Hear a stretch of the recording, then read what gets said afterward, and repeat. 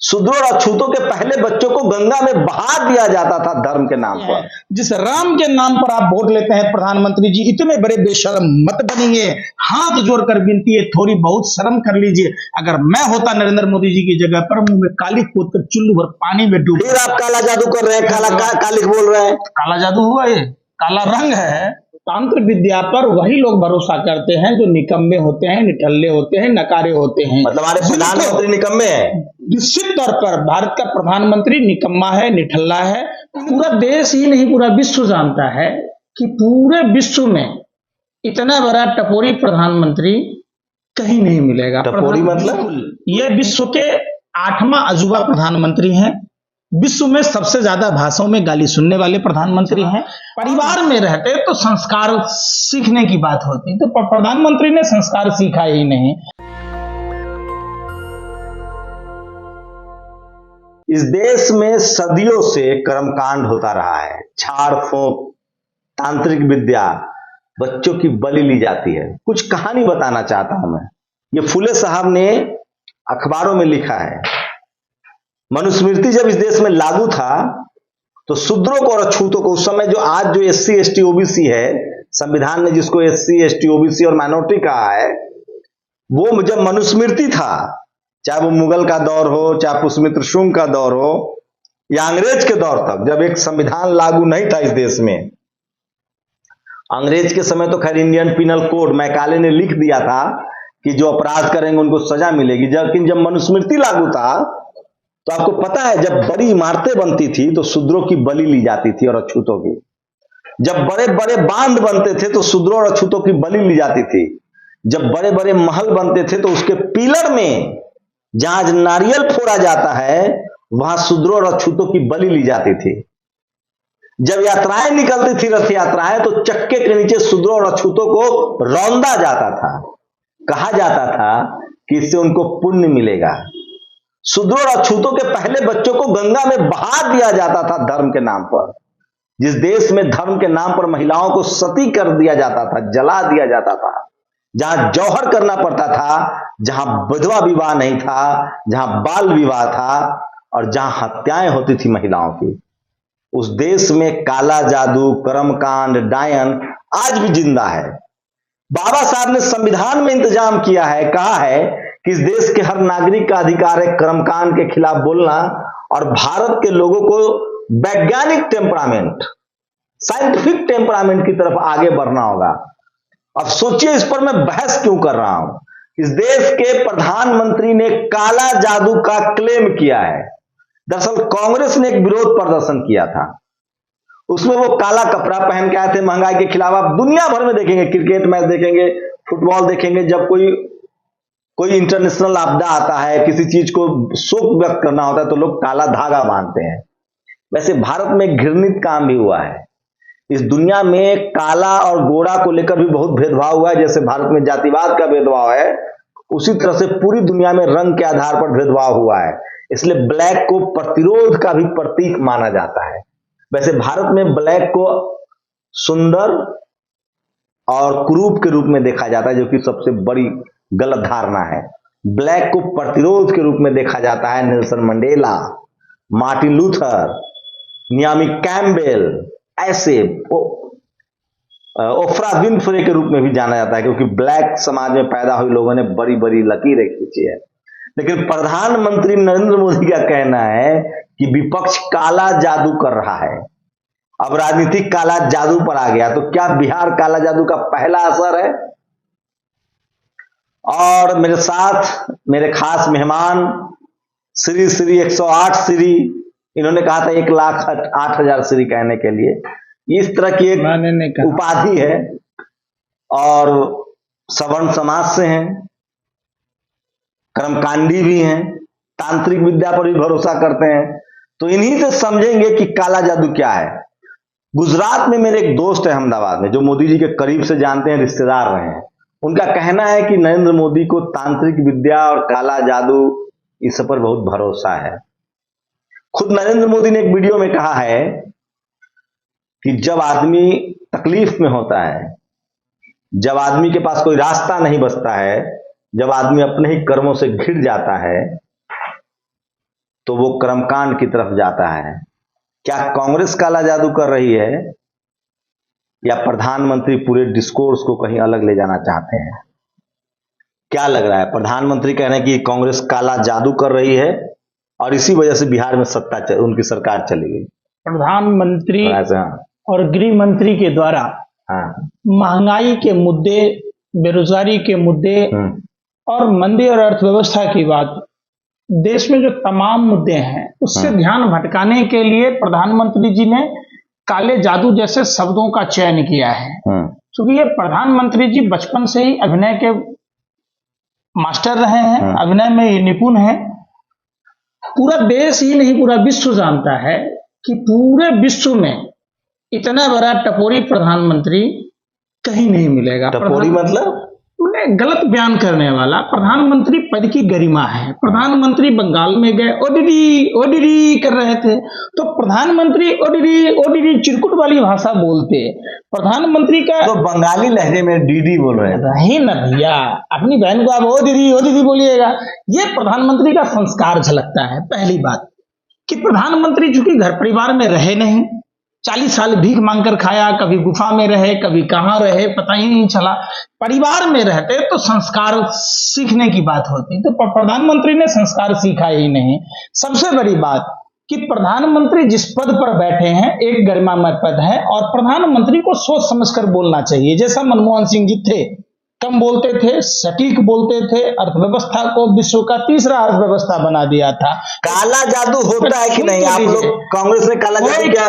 कोई काला जादू और सफेद जादू नहीं होता है। प्रधानमंत्री खुद जो प्रवृत्ति अपनाते, प्रधानमंत्री ने तो जादू टटका पता नहीं है, थाली थाली पिटवाया, कौन सा जादू है इनसे पूछिए, पीला जादू है, हरा जादू है। अरे सुनिए ना, आप हिंदू धर्म, आप तो हिंदू धर्म में भरोसा रखते हैं। हिंदू धर्म में कोई जादू है ही नहीं।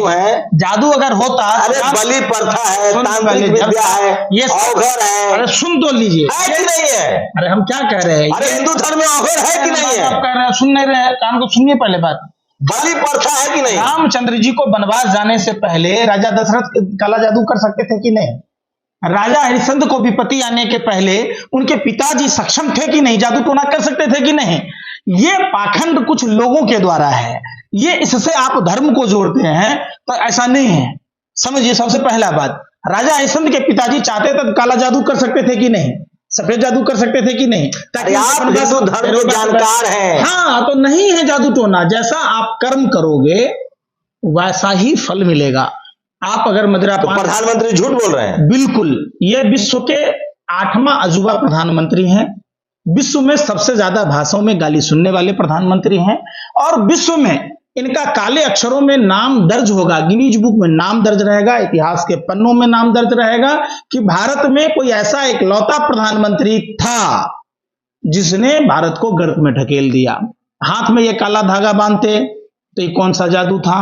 गंगा मां में डुबकी लगा रहे थे, जहां 5000 से अधिक कैमरे लगे पड़े थे, तो वो कौन सा काला कपड़ा पहन के? कैमरा भी काला होता है ज्यादातर। अरे वही तो मैं कह रहा हूं, रंग का जो ये इन्होंने ये बात कही, तो जब गंगा जी में डुबकी ले रहे थे तो कौन सा काला जादू कर रहे थे? किस तांत्रिक? ये नरेंद्र 1,08 त्रिलोकी तांत्रिक जी महाराज, नरेंद्र मोदी जी महाराज, ये तो बता दो कि जब WHO ने कोरोना से संज्ञान लेने की बात की, आप उस समय कौन सा तंत्र विद्या कर रहे थे? ताली से बचा लिया देश को प्रधानमंत्री ने। वही चीज कह रहा हूं, 55 लाख लोग मरे, वो भी WHO का आंकड़ा है। तांत्रिक विद्या पर वही लोग भरोसा करते हैं जो निकम्मे होते हैं, निठल्ले होते हैं, नकारे होते हैं। मतलब हमारे प्रधानमंत्री निकम्मे हैं। निश्चित तौर पर भारत का प्रधानमंत्री निकम्मा है, निठल्ला है। इनको काम करने के बजाय ये सिर्फ और सिर्फ लोगों को कैसे गुमराह किया जाए, यही काम बचा। जेल जाएंगे आप श्रीवास्तव जी? नहीं है ना, हम तो कहते हैं जेल में ही घर बना दें हमारा, कम से कम सुकून तो रहे। प्रधानमंत्री जी ने कहा ही, हर सर पर छत होगा, हर हम लोगों को घर होगा, हर घर में नल होगा। तो अभी 4 दिन बाकी है, 14-15 अगस्त में। आपके चैनल के माध्यम से प्रधानमंत्री जी को कहता हूं, थोड़ा सा भी लाज शर्म बचा हो तो कम से कम लक्ष्मी देवी को मकान दे दीजिए, जिसको आप ब्रांड एम्बेसडर बनाए थे बंगाल चुनाव में। 24 लाख बेघर लोगों घर देने की बात की थी। उस लक्ष्मी देवी को तो पूछ ही नहीं रहे प्रधानमंत्री। देश के लोगों को बाद में दीजिएगा, जिसके साथ प्रधानमंत्री ने फ्रॉड की, चीटिंग की। लक्ष्मी देवी बिहार की रहने वाली, कलकत्ता के बहु बाजार में रहती है। उसका फोटो हिंदुस्तान के सभी मीडियाओं ने, प्रिंट मीडिया ने फ्रंट पेज पर छापा था, इलेक्ट्रॉनिक मीडिया के लोगों ने दिखाया था। कह दीजिए प्रधानमंत्री जी को, इतना गिरा हुआ मत बनिए, मत बनिए। प्रधानमंत्री जी से बोलिए कि कम से कम थोड़ी बहुत तो प्रधानमंत्री पद की गरिमा रखिए। उस बेचारी निषाद समाज की विधवा बहू जिसने प्रभु श्री राम को नदी पार कराया, जो प्रभु श्री राम भव से सागर पार कराते हैं, जिस राम के नाम पर आप वोट लेते हैं, प्रधानमंत्री जी इतने बड़े बेशर्म मत बनिए। हाथ जोड़कर विनती है, थोड़ी बहुत शर्म कर लीजिए। अगर मैं होता नरेंद्र मोदी जी की जगह पर, मुंह में काली कूद कर चुल्लू भर पानी में डूब। फिर आप काला जादू कर रहे हैं, कालिक बोल रहे हैं। काला जादू हुआ, ये काला रंग है तो कौन सा जादू हो गया? विपक्ष ने काला जादू करके प्रधानमंत्री के काम करने से रोका हुआ है। सुनिए ना, रामायण आपने देखी, रामायण की चर्चा बार बार होती। प्रधानमंत्री रामायण दिखाया कोरोना में। 31 दिसंबर को WHO ने कहा था, कोरोना से संज्ञान लेने की बात थी। 30 दिसंबर को वुहान शहर में रहने वाला छात्र, जब केरल का छात्र आया तो कोरोना का संज्ञान आया। तो क्या प्रधानमंत्री जी को दिल्ली के चुनाव में पर्चा बांटना चाहिए था? अपने रंगा बिल्ला काला जादू से पेट्रोल का दाम बढ़ रहा है, आप लोग बढ़वा रहे हैं। कोई काला जादू नहीं है, यह प्रधानमंत्री का जादू है। ये प्रधानमंत्री जी इसी तरीके की नौटंकी करने के मास्टर हैं, नौटंकीबाज प्रधानमंत्री हैं। इनका काम ही है, ये मदारी का खेल दिखाते हैं। ये मोदी नहीं, मदारी हैं। झूठ बोलने की इनको पैदाइशी बीमारी है, जन्मजात बीमारी है। एक बात बताइए, अपने पिताजी को नहीं छोड़ते हैं? हमारा बाप ताई बेचता था, मातौता बर्तन तरती थी, और बेटा वो केतली लेके गलम चाय गलम चाय गलम चाय। महानीच उनके चाय बेचते थे, भाई ने बताया है। इसका मतलब आप, इनके पिताजी की गलती थी कि अब्बास को पकवान खिलाता था, नरेंद्र मोदी जी से भीख मंगवाता था, चाय बेचवाता था। आप बताइए, ऐसा कुकर्मी बेटा जो अपने बाप को भी नहीं छोड़ रहा, तो देश की जनता को क्या छोड़ेगा? अब्बास कौन है? अब्बास को पकवान कहां से आया भाई? जिसकी मां चौका बर्तन करेगी, अपने बेटा के लिए दाना नहीं है। आप वही वाली बात है ना, अपने लिए दाना नहीं है, और दूसरे अब्बास को पकवान खिलाता था, अब्बास को बनने नए कपड़े देता था, इंग्लिश स्कूल में पढ़ाता था। प्रधानमंत्री कहिएगा जहां चले जाएंगे कह देंगे ये मिमिक्री ठीक नहीं। आप प्रधानमंत्री का अपमान कर रहे हैं। कौन प्रधानमंत्री? प्रधानमंत्री का अपमान मतलब देश का अपमान। प्रधानमंत्री ने मुफ्त रेवड़ी की बात की। प्रधानमंत्री बताएं कि ऋषि अग्रवाल को मुफ्त की रेवड़ी किसने दी? क्या प्रधानमंत्री का काम है कि देश का जमीन ऋषि अग्रवाल को दे दे? प्रधानमंत्री का काम है कि ऋषि अग्रवाल को देश छोड़ के भगवा दे? कभी प्रधानमंत्री ने गुजरात जहरीली कांड पर नहीं बोला। प्रधानमंत्री और गृह मंत्री गुजरात में थे, प्रधानमंत्री को जवाब देना चाहिए। गुजरात भी भारत का एक अंग है। मोदी से ज्यादा कोई बोलता है क्या? बोल दिया कभी? सुना दीजिए प्रधानमंत्री को। विराट कोहली के कुत्ता पर ट्वीट करने का नरेंद्र मोदी जी को टाइम है।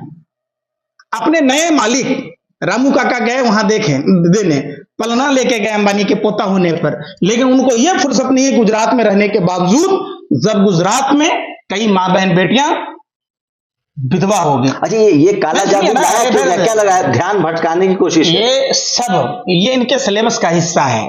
ये सारा दिन एक झूठ बोलने छुपाने के लिए 1000 झूठ बोलना नरेंद्र मोदी। लेकिन टीवी बहस कर रहा है। चित्रा त्रिपाठी आज शाम में काला जादू पर बहस करने वाली है। चित्रा त्रिपाठी सबको कहिए कि कभी पब्लिक डोमेन में आने के लिए अब गई थी अंजना, तो पटना में गो बैक के नारे लगे। बहुत जल्द ये महिलाओं का अपमान है। पूतना का भगवान श्री कृष्ण ने वध किया। जब जहर पिलाइएगा तो वध न होगा। जब आप गलत खबर दिखाइएगा, ये पूतना गलत खबर दिखाती है, तो पूतना का इलाज क्या होगा? मैं संसदीय भाषा से सहमत नहीं हूँ। तो भगवान श्री कृष्ण संसदीय कह दीजिए बीजेपी वाले को। यही तो हिंदू धर्म मतलब कश्यप पुतनी है। बिल्कुल, वो पूतना के रोल में है। पूतना ने जैसे बच्चों को विषपान कराया, भगवान श्री कृष्ण ने वध किया। अंजना ओम कश्यप, चित्रा त्रिपाठी, रूबिका लियाकत, ये सब पूतना के रूप में है। ये पूरे देश पर कभी सवाल नहीं पूछते इनको। तो सुनिए अकबकाइए मत। अडानी के पोर्ट पर बार बार ड्रग्स का पकड़ा जाना, कभी इन लोगों ने कोई डिबेट किया क्या? ये लोग चाहते हैं कि भारत के युवा ड्रग्स के आदी हो जाएं? क्या गुजरात जहरीली कांड पर सवाल पूछा कि जो सरदार पटेल और महात्मा गांधी की धरती, जहां शराबबंदी है, जहां सब कुछ आज से नहीं कई वर्षों से शराबबंदी है, वहां खुद प्रधानमंत्री के गृह जिले में शराब का व्यापार है, अवैध व्यापार है, गृह मंत्री के जिले में है, और दोनों वहां थे। सबसे बड़ा दुर्भाग्य की बात है, बेशर्मी की बात है गृह मंत्री और प्रधानमंत्री के लिए कि उनके जिस क्षेत्र में उन्होंने जन्म लिया उस क्षेत्र में 15,000 से 2,000 करोड़ रुपए का कारोबार है। नहीं बोले। स्वामीनाथ मंदिर के प्रांगण में 2,000 नोट छापने की जाली मशीन पकड़ी गई, नोट बरामद हुए, उस पर नहीं बोले तो ये बोलेंगे। अरे रूबिका लियाकत आप भी बिहार से हैं। रूबिका लियाकत ने कहा है कि जाहिल है बिहार के लोग, रूबिका जो अंजना का विरोध कर। अंजना शेरनी है, शेरनी अकेले दहाड़ती है। रूबिका लियाकत जैसी 2 कौड़ी की नाचने वाली भाजपा के कार्यालय के बाहर, वो बिहार के प्रतिभा को क्या जानेगी। बिहार सदियों से, आज से नहीं, सम्राट अशोक की धरती है, भगवान बुद्ध की ज्ञान स्थली है, भगवान महावीर की जन्मस्थली है, गुरु गोविंद सिंह की जन्मस्थली है। वहां आप देखिएगा कि मां सीता की जन्मस्थली है। रूबिका लियाकत को माफी मांगना चाहिए और उस चैनल पर अविलंब भाजपा सरकार को, क्या ये सब जाहिल हैं? क्या गौतम बुद्ध जी जाहिल हैं? क्या गुरु गोविंद सिंह जी जाहिल हैं? क्या मां सीता जाहिल हैं? क्या वहां सम्राट अशोक जाहिल थे? क्या आर्यभट्ट जाहिल थे? क्या चाणक्य जाहिल थे? विश्व का पहला मोतियाबिंद का ऑपरेशन करने वाला बिहार है। जो आप देख रहे हैं ना ऑपरेशन, ये सिस्टम बिहार ने दिया है। रूबिका ने कहा है कि अंजना का विरोध करने वाले जाहिल है। बिहार में विरोध हुआ तो बिहारी जाहिल है। की नौटंकी करने वाली रूबिका लियाकत की औकात नहीं है कि बिहार के प्रतिभा के सामने कुछ भी बोल जाइए। तो भाजपा के चंद चांदी के सिक्कों पर नाचने वाली है। ये सारा दिन बैठकर वहां बोलती है। बिहार के किसी बच्चों से पाला पड़े ना तो इनको छठी रात का दूध याद आ जाए। ये लोग क्या करती है, बैठ के कोट पैंट पहन के, किराए का कोट पैंट पहनती है, 2 कौड़ी 2 बोटी फेंका नहीं, कुत्ते की तरफ खूं खूं खूं खूं खूं करने लगती है। कभी जाकर देखिए बिहार में। आप कैसे देते हैं? प्रधानमंत्री जो शब्द बोलते हैं उस पर अब काला, अब महंगाई, बेरोजगारी, बिहार में सरकार चली गई, इस पर अब काला जादू आ जाएगा। प्रधानमंत्री जी पहली बार उनका चाणक्य भी फेल्योर हो गया। अब देखिएगा ईडी, सीबीआई, आईटी सारे का वहां डेली पैसेंजरी काम होगा। बिहार जाएंगे, बिहार में सुबह में जाएंगे फिर शाम में आएंगे, सुबह में जाएंगे फिर शाम में आएंगे, यही काम बचा है। कर क्या रही है ईडी, सीबीआई, आईटी के लोग? नारायण राणे पर क्यों नहीं कार्रवाई हो रही? आसाम के मुख्यमंत्री पर कार्रवाई क्यों नहीं हो रही? बंगाल के प्रतिपक्ष के नेता पर क्यों नहीं कार्रवाई हो रही? येदियुरप्पा पर क्यों नहीं हो रही?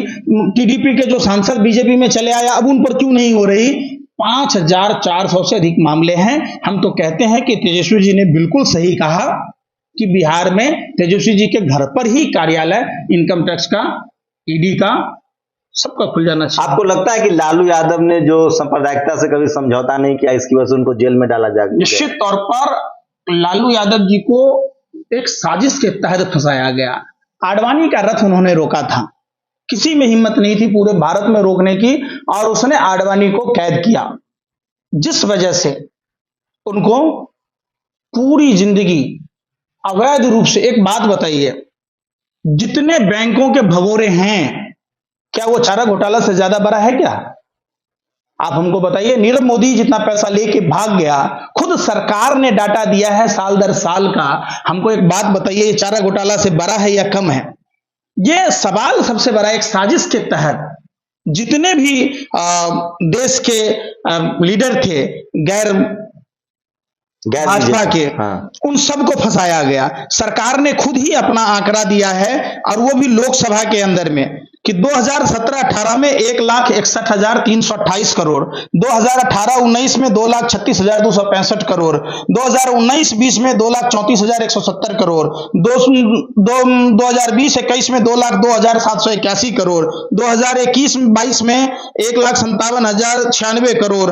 इसमें आप जब देखिएगा, इन कंपनियों को देखिए, सबसे हाईलाइट कंपनी कौन सी है आप बताइए? नीरव मोदी का, मेहुल चौकसी का, किसका है? ईरा इंफ्रा, बता दीजिए। लेकिन टीवी अखबार वाले तो कह रहे हैं कि मोदी जी सबसे ईमानदार। टीवी अखबार लोकतंत्र के जो अभी देश में जो चौथे स्तंभ हैं, ये आतंकवादी से भी गए गुजरे हैं। आतंकवादी एक जगह बम फोड़ सकता है। देश ने देखा आसाम में कि सबसे बड़ा आतंकवादी वो है जो हाथों में माइक और गले में कैमरा हो। ये आप सोच लीजिए, तो ये एक आतंकवादी का फिगर आपने देखा, कूद कूद के कैसे मार रहा था उसको धर्म के नाम पर।